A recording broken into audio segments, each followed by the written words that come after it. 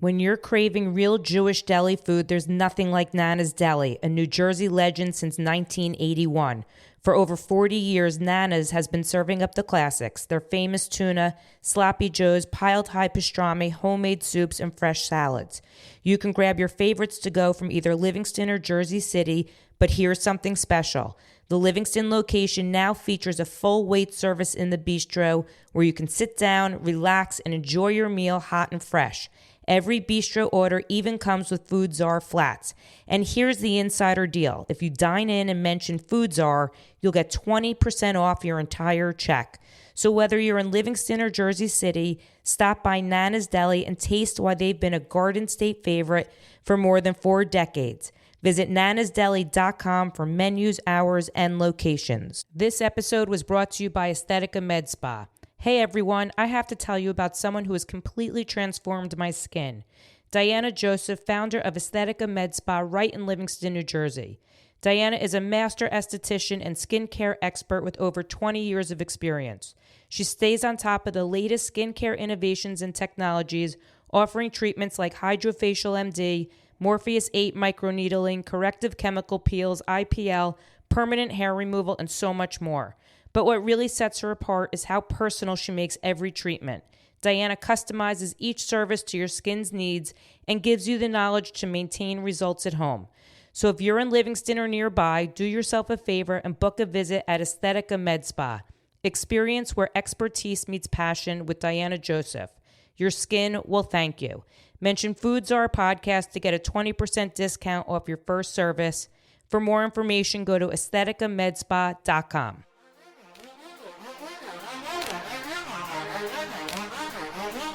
This is Behind the Counter. Behind the Counter. With the Food Czar. Here's Heidi. Welcome back to another episode of Behind the Counter with the Food Czar, which is me, Heidi Blum. And today is actually a repeat guest. I think I've done this one time, but I'm really happy to do this because it's sort of a year in review of a new business that doesn't feel like a new business.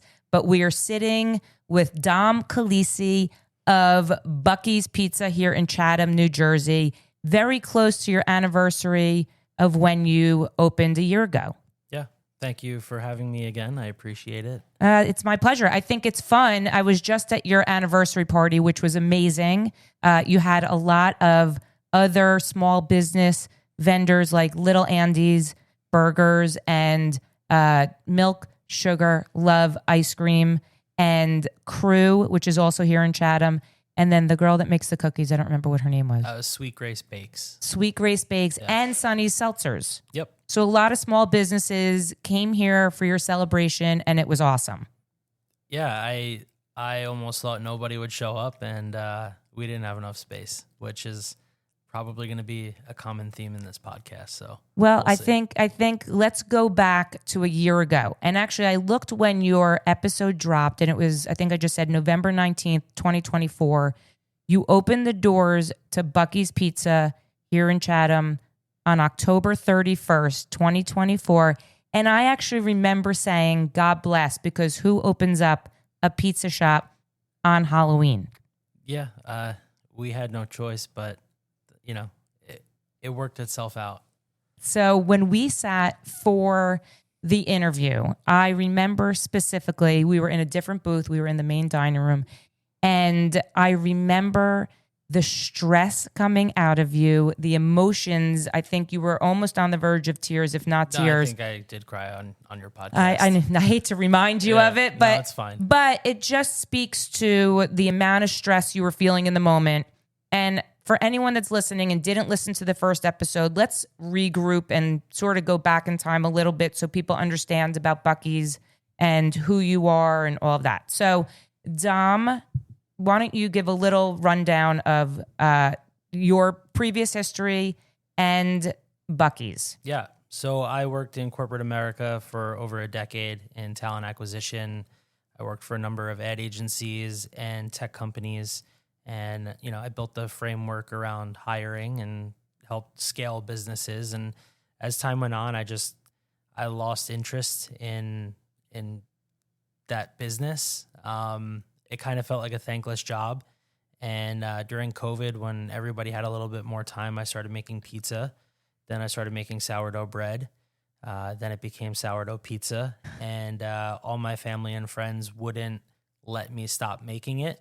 And I just grew to really enjoy it. And as time went on, I think I had wanted to try selling pizza in some way, shape, or form, but I don't think I ever would have done it had I not gotten laid off right before my daughter was born.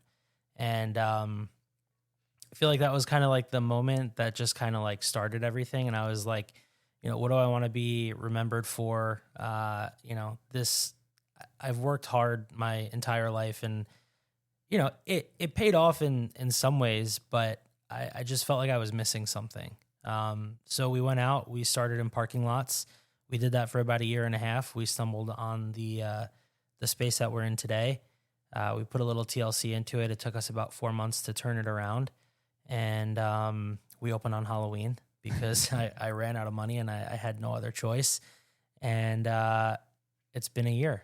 And it's been a crazy year.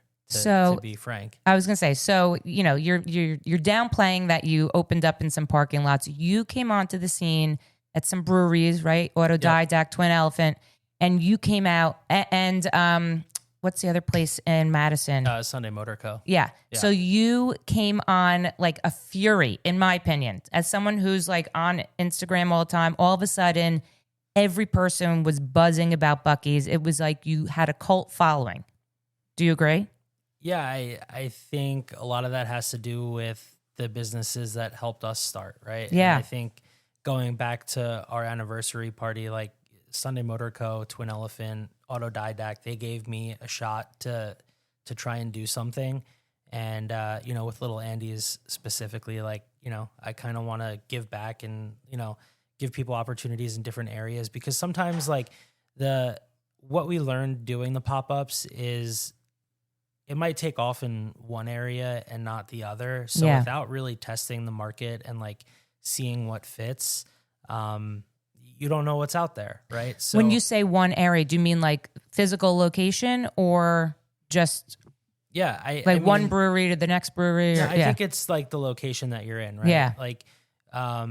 Some breweries we would go and we wouldn't, sell a ton of pizza, and it's not because we didn't have a following, but I just think certain locations are looking for different products. Yeah. And I think the product that we're putting out really resonates with this community. Sure. And as a small business, working in pop-ups, the more opportunities that you have to test different markets, you get different feedback. So don't you think also, well, first of all, I would also say, they gave you a shot and all of that, but your product really spoke for itself. I mean, it's a sourdough for people who've never had Bucky's, which I would run here if it were me.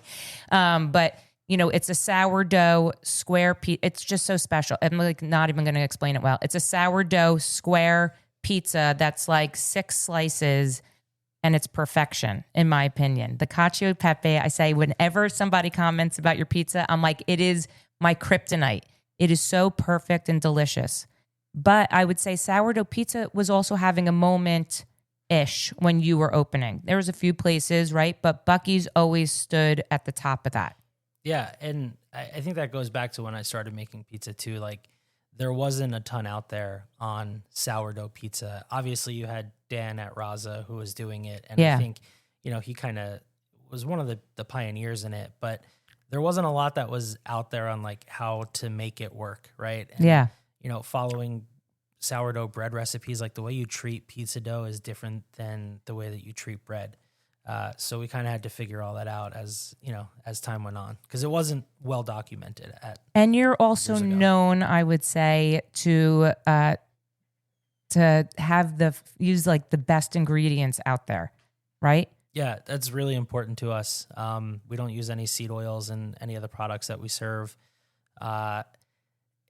It's as close to homemade as it could be, if we're not making it in-house, right? We make the sausage that we put on all of our pizzas. Anything that I can make from scratch, I do. But when you talk about like the ricotta, it's a hand dipped, like it comes in a tin. If I had to make it, I don't think I could make it that good. Right. So it's, things that I know that I could bring in a product that's better than what I can make, I'll do it. But otherwise I make it myself or in-house with. So let's talk about October 31st, 2024, that fateful day when your doors open. So as a small business, like what was the feeling you were feeling? Anxiety and like, it was like crippling, right? Like, we were really fortunate to have people lining up when we opened to come in. And did you remind me? Did you advertise that you were opening? It was a soft opening. What was the like? What did you? We did a soft opening the week before. Yeah. And then we just rolled into it. Did you have people pre-order for? Because it was Halloween. I mean, it's a Super Bowl for pizza places. I mean, it really is. To the best of our ability, we had people pre-order, but everybody just started calling. Yeah. And it quickly became madness. And it's crazy because, I look back at like the sales number from that day. Yeah. And it's literally a third of what we did this Halloween, but it felt like the wheels were coming off. So. Well, you had a new system, right? I mean, you weren't doing deliveries. Thank God. Still don't. You still don't do deliveries? No. I think that's smart, actually. Otherwise, it's like it would be overwhelming, I think. With the amount of volume you probably get here. It would be overwhelming, and call me crazy, but I actually like that people have to show up here on a Friday night, and then they start seeing people from, the town that they haven't seen in a couple of months. And, it creates these little interactions amongst our customers. It's like old school. It's like building community. Yes. So I really like that aspect of it. I'm sure there are people out there that are like, can you just deliver already? But yeah, I don't know. So, okay, so your doors open and it's madness. How did it feel for you when you closed shop that night? Overwhelming. Were you like, holy shit, we did it? Or were you like, holy no. shit, I don't know what went on? I think when it comes to like having a sense of pride in like everything that we've built, I don't really think I've felt that until recently. Yeah. Just because I was like so under the water for I was gonna say you were totally in the weeds. Yeah. Like I would just like show up, do everything that I could. I'd go home. I'd sleep for like 3 hours. I'd get up. I'd be here at 4:00 in the morning to take Detroit pizzas out of the fridge to start proofing so we could serve them for 12. And it was a lot, like there were a lot of sacrifices that we had to make in order to make it work because I had no idea what I was doing. Yeah. I had made Detroit pizza in a parking lot, but it's different to make 80 pizzas twice a week, and usually it's set Friday, Saturday. Yeah. To being open multiple days a week, like, you have Wednesday, Thursday, Friday, Saturday, Sunday, and you need dough all of those days. And like figuring it out and coming up with a schedule of things, like it was never ending. And if I remember, you did a slow roll sort of with the days and the times you were open, but you also, I remember this, did not have as many pans as you have now. No, we started with 80 and we now have about 500. Oh my God. So that makes things a lot easier. That's because crazy. Every dough lives in a pan. Like from the moment it's balled until it's served, it lives in that pan. So the really difficult thing for us was we would sell 80 of them in a day because that's how many pans we had. But then you would have to completely wash all 80 pans. Like after you've spent all day cooking them, re-oil them, like re-ball the dough that goes into them, put them back in the fridge. And, I didn't have the money to buy the pan. The pans are like $35. I remember a that. piece. Yeah.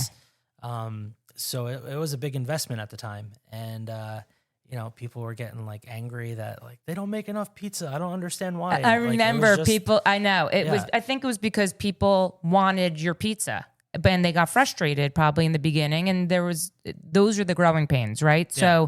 So you open and you kill it the first night. You're in the weeds for a while, I would say, right? Yeah, I would say 8 or 9 months. Yeah. We're at a year, 8 or 9 months. That's a long time to be in the weeds. So it was a little boat at sea. So let's talk about those 8 or 9 months. So what was the sort of gradual roll to you getting out of the weeds? Learning to trust people. Because I quickly realized that if I was the person that was responsible to get the dough out of the fridge, to mix the dough, to make the pizza sauce, to make the vodka sauce, to make the sausage, to mix the meatballs, everything was hinging on me. Mm-hmm. And that couldn't be the reality anymore, right? Yeah. And the only way to get past that is to, and sometimes your instincts are wrong on who you trust, but for the most part, it worked itself out, and you just kind of assign the responsibility to someone. But it took a while to like offload all of those things. Yeah. And what is that? Just having the proper staff? Yeah, I think Trusting the people, because it is your recipe. Yeah. So you really need to make sure that if someone else is making it, it tastes as if you're making it. Yeah. And that's a hard thing to do, having not done it before. So did you have or your staff that's here now, were they there from the beginning? Was there turnover? We've had some turnover. For the most part though, this is like the core team. Yeah. I would say like Liam, he's been with me now for 2 years. Justin's worked for us for about 1.5 years. Saul, our pizza maker, he came in probably like 2 months after we opened, and he's been a blessing. Yeah. I've been really fortunate. There's been other hires that have, gone on and they're doing their own things now. But I think that's just par for the course with pizza. It's a little bit cutthroat. Yeah.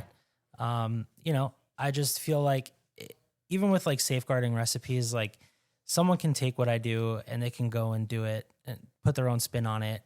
But I feel like the things that really contributed to our success is that like all of this really means something to me. Yeah. And my family. Yeah. And if you don't have that, and like you don't have a story, and you're not building a brand, like none of this is possible. So I think you said it in the beginning. It was you were looking for a sense of pride. Yeah. Right? I mean, you weren't feeling that in your previous, industry that you were working in. And now, your daughter's old enough to and as she's growing up, I mean, what is she? She's 2, 3 years old? She'll be 3 in like a week. With another one on the way soon. So, I mean, a lot happens in a year, but she's saying that this is a family business, and she's saying, you working hard for her, right? She I mean, loves that's pizza too, which is thank God. Thank God for that, right? Yeah. So, for any small business owner that's listening, or for people who are just listening to this because they're interested, what would you say are the lessons you've learned in the year, now looking back from the day you opened or decided to have a store? I would say for anyone interested in starting a food business, to start as a pop-up. I was ready to open a brick and mortar from day one. And if it wasn't for Jess, my wife, who's awesome. Shout out to Jess. She's amazing. She's the best. None of this is possible without her, or her cousin, frankly. He's our primary investor. And, I think the two of them really kind of pushed me. Yeah. But, and they told me to go in the pop-up direction, right? Like it's a lower cost of entry. Mm-hmm. You're building your brand without any significant overhead. Yeah. If we just opened a brick and mortar and we opened the door and expected people to flow in, I think that's where a lot of restaurants get in trouble, right? Yeah. Like they sink all this money into renovating a space, sometimes $1 million, like, and that's a big hole that you're creating to then open the doors and then have business slowly trickle in. Like, take the year, take 1.5 years to test the market, like see where there's like product fit and viability, grow your brand, and then open the store. And even when we were coming into this space, like I wanted to completely rebuild it from the ground up. Yeah. And spend $350,000. But I'm really happy that I didn't, looking back, because we're in this space now and it is big, but it wasn't really designed for what we're doing. Yeah. And had I gone off to make all these changes and rebuild, I would have gotten it all wrong. You did the renovations yourself, a lot of it, Yeah, right? I mean, it was minor stuff, right? Yeah. Like we redid the floor. I painted everything. I changed some light fixtures. Yeah. The biggest piece was fixing the walk-in box. Yeah. Because that thing was, I don't know how people were serving food out of that, but that was like the highest priority item. That we had to take that care must of. be, But, yeah. Yeah. But I think also when you were doing your pop-up, you were able to create your menu in a sense. Yeah. And see what people liked. It's sort of like a focus group, right?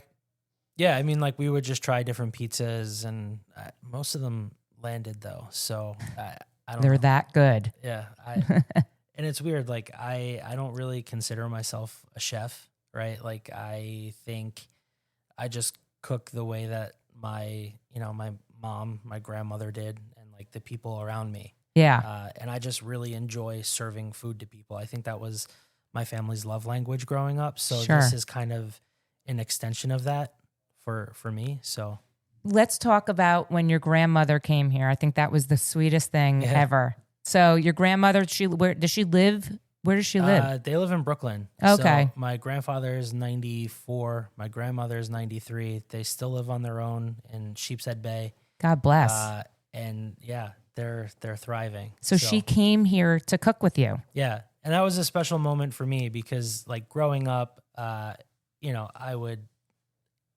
just remember like going to her house on a Sunday and like it was just all of our family and eating. I think I was drinking like wine spritzes when I was 4 years old.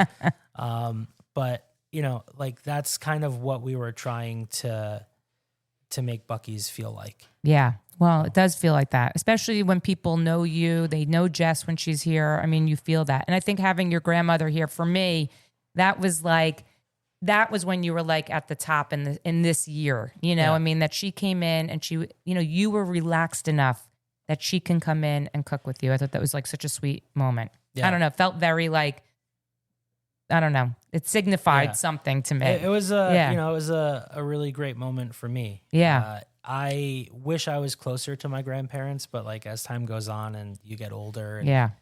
they're in Brooklyn, they can't really drive anymore. So to have an opportunity to do that and have it documented forever is great. So has the menu changed? You've added a couple more items? We add stuff. We do specials on the weekend. The newest thing will be the grandma pizza, which is actually launching today.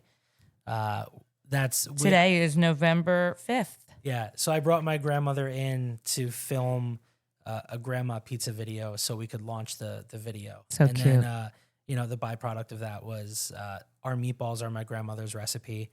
And to get that right, I mean, it took years Oh my God. to try to get them. And they're still not the same, but they're almost there. And then a dish she always used to make was rabbit. And nobody in my family knows how to make it. So I was like, we need to figure this out. So I went out and like I found rabbits in the middle of nowhere that were okay enough for her to work with. Yeah, because yeah. They can't be more than 3.5 pounds. Like they're very specific. So yeah, that was great to be able to do that. Yeah, that's amazing. So And I've always wanted to. And is I the was like, grandma pie just a plain pie? no, it's so grandma. The pizza police might come after me, but to me, it's like a thin crust square. Yeah. It's like very crunchy. It's got a little bit of chew to it. Yeah. We use some fresh mozzarella on it, along with some of the grande that we use on the regular pizza. Sauce on top, a little bit of garlic. But it's like the way that my grandmother would have made pizza. Yes. growing Yeah. up. So, Yeah. In their house. Yeah, in like a sheet pan. Yeah, it's Yeah. amazing. So, what do you think has been what was the hardest thing looking back at this past year, besides like you being in the weeds and learning the bit? Like, what would you say? Like now, where you are more comfortable looking back, you were like, that was like what a lesson that was. Yeah, I think like time is a thief. Maybe like I spent like every hour of every day here.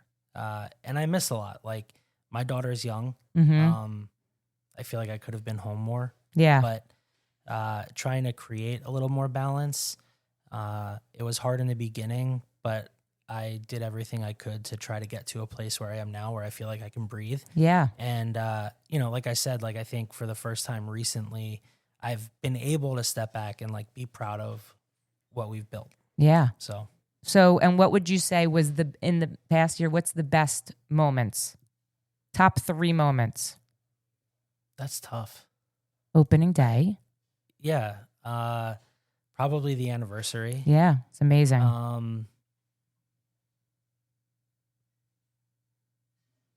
don't know if Maybe your it's hard, grandma like, being here. Yeah. My grandparents being here is a good one. I don't know. It's just like a lot of it's a blur. So do you think, looking at the past year, again, like for small business owners, people who are looking to do this, even influencers that are listening, do you think most of your business, especially in the beginning, was it word of mouth in the town? Was it you advertising? Was it influencers coming in and spreading the word? What do you think? I'm curious. I think it's all of those things. Yeah. We relied heavily on influencer marketing. Yeah. And it really helped. But I think you need to also have a good product for that to be successful. Yeah. I think it's word of mouth. Like, as people would try it, word would spread. Yeah. So it's just a combination of all of those things. And, we relied on influencer marketing because they have followings of people in local areas. And if you can tap into that and you get them to post, it drives more people in. Yeah. So I would say that was a pretty big strategy. Yeah. But, yeah. It's funny because I think a lot of influencers, what they do is they create a little bit of hype too. Especially some of the bigger ones. I know Meg Things was here. Yeah. She's got a huge following and she's a lot down the shore, but I know people travel for pizza. They do. Right? Do you see someone like a Meg does a post and then all of a sudden you're getting half of Monmouth County in your door? Yeah. Well, so January and February were probably some of our strongest months of the year until like September, October. Yeah. Which is rare. Most of the time, I was going to say that's January, very rare. February are slower. But we had Pete Candia had come in from NJ Digest. Yep. And then Meg Things came in like right after. And between those two videos that like got released in January and February, like sales were crazy. It's amazing. The power of social media is crazy. But that volume it lasts for 3 weeks, a month, and then it starts to, it goes back to normal a little bit. You retain some of those customers. A lot of people are traveling, so like you'll see them, a couple of times a year. They might not be, weekly customers, but you definitely get a lot from that. Yeah, it's amazing. So now looking forward, what's your goal for the next year? Or do you have a goal? I would say little by little, trying to figure out what's next. I think the natural next step is to take the mobile stuff back on the road. Oh, right? wow. So I want to start testing new markets for product fit. Yep. We definitely want to open a few more of these. I couldn't tell you how many. You're a crazy man. Yeah. You're a crazy man. But I feel like you kind of have to strike while the iron's hot a little bit. And we have a lot of momentum. But, natural next step would be to take the trailer back out on the road and start doing more pop-ups. So this spring, this summer, we'll be focusing on that. Do you have areas that you are interested in going to? Yeah. So I would say Rumson, Fairhaven area is on our list. Ridgewood is on our list. Yeah. I think Connecticut could be a possibility. Wow. We have some family there that are like interested in helping. Possibly like Westchester, New York. So I kind of want to surround New York City. Yeah. I don't want to compete with New York in City. New York, I but, get that. I want people to go home and order Bucky's. So do you have new ideas in your head of pies or other types of food that you want to do? Not really. I feel like we have a good baseline. You do. People already walk in the door and, it's their first time here and they ask, what should we get? And that's a very hard question to answer because I think all of it's good. And it's really what you're in the mood for. So, whatever you see on there, just give it a shot. And I don't think you'll be disappointed. But I mean, my answer is always the same when people, because people reach out to me all the time. They're like, what do we get at Bucky's? And I say, I'm obsessed with the cacio e pepe. My kids are obsessed with the pepperoni with the hot honey and regatta. I mean, it's really, you can't go wrong. And it's also if you want a square or you want a round pie, because the round pies are delicious also. Yeah, I actually prefer the round pizza. But now the grandma's growing on me quite a bit. So. I may have to get that. I may have to bring that home today. So you also seem, I don't know if this is on your docket, but you seem ready to start doing some collabs, possibly. Yeah. I get that feeling. I saw you at the, with the, what is it, the New Jersey, the pizza, that whole group. Yeah, so there's a group of guys. We all get together like every 6 weeks or so. It's awesome. And we make pizza. It's the best pizza makers in New Jersey, honestly. I mean, when you look at the list of where everyone's from, it's awesome. I have Jarrett to thank, Bagels by Jarrett, for inviting me to his shop. But, I mean, you have legends there like Al Santillo, DeLucia's, and to Angeloni's is there. Angeloni's, like all the big guys. Yeah. So to be a part of that is pretty incredible. Also, I actually remember Bagels by Jarrett, so shout out to Jarrett, helping you with your point of sale system. Yeah. Here. Well, he before was you here open, on our soft opening. Yeah, I remember that. To try and help us out. So he's the man. It's good to have friends. So, like, do you feel like you are ready to do some type of collab, not with another pizza place, but some type of...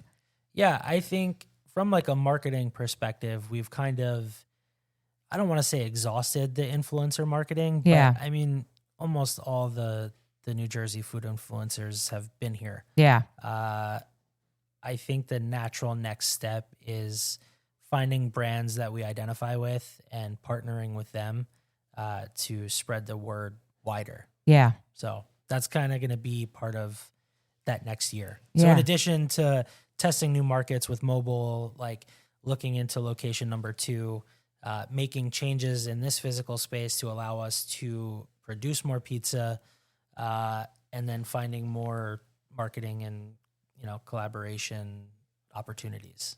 I mean, I'm just saying, Dom, first of all, you're the nicest guy. I love your family. I've been a huge supporter from day one. Yeah.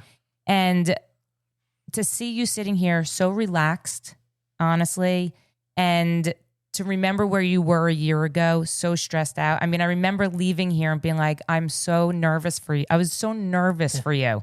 Not that I knew it was going to be a success. I was nervous for you because you were so emotional and stressed. So to see where you are now is amazing. And I think you completely have clarity now. Yeah. Right?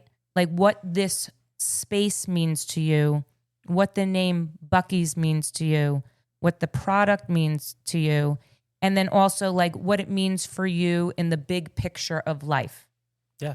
Do you agree? No, I feel like I've had the time to finally like process all of that recently. So it's kind of like an awakening. Right? I mean, it's like, cool. I could have never imagined that this is how it was going to go. Like there were days in parking lots we would like, I feel like I mentioned this the last time, but like I'd sell like $200 worth of pizza and I'd go home and, I had to have conversations with my wife of like, I think we need to sell our house. Like, I remember you saying this. Yeah. So. And look at it now. Here we are. It's crazy. I mean, and a year goes fast. First of all, that line was so good. What you said earlier is time is a thief. It's so true. I mean, a year went like that. We're going to be sitting here again next year and who knows what's going to happen. You know what I mean? That's what's so crazy. Yeah. I don't know. It's like, it's funny. Like we ended up on the radio, Elvis Duran. Oh yeah. And it was totally like, I don't know. It was totally like chance. I think you like have the opportunity to create your own luck sometimes. Yes. And I think like how hard all of us like worked to make this something. Yeah. Well, on the way home, it was like they called us back a year later to make pizza. Was it for his birthday? It was Diamond's birthday. Yeah. Okay. And like now every year, apparently on her birthday, they want us to bring pizza. So we'll see how, if that trend continues, but they brought us back again this year. But on the way back, like I was behind a dump truck and it said like, if you can dream it, you can build it. Yeah. And that has stuck with me since that day. But it's so true. Yeah. You know, I think sometimes we have big ideas and you're like, oh, forget it. It's too much money. I'm too old. It's never going to, but you literally are sitting here saying you can do that. Yeah. And like, if I never got laid off, I wouldn't be here right now because like I was comfortable, I didn't necessarily love what I did, but I was earning a very living wage. Yeah. I had everything I needed. Yep. And it was safe. It was comfortable. But I don't know, but were you happy? In my personal life, yes. But I had so many hobbies, and I just think I was trying to fill the void with something. And I was artistic in high school. So I was supposed to go to art school that never panned out. And wow. I think I've always been creative and I've always looked for a creative outlet. Yeah. And it just took a while to realize that it was food.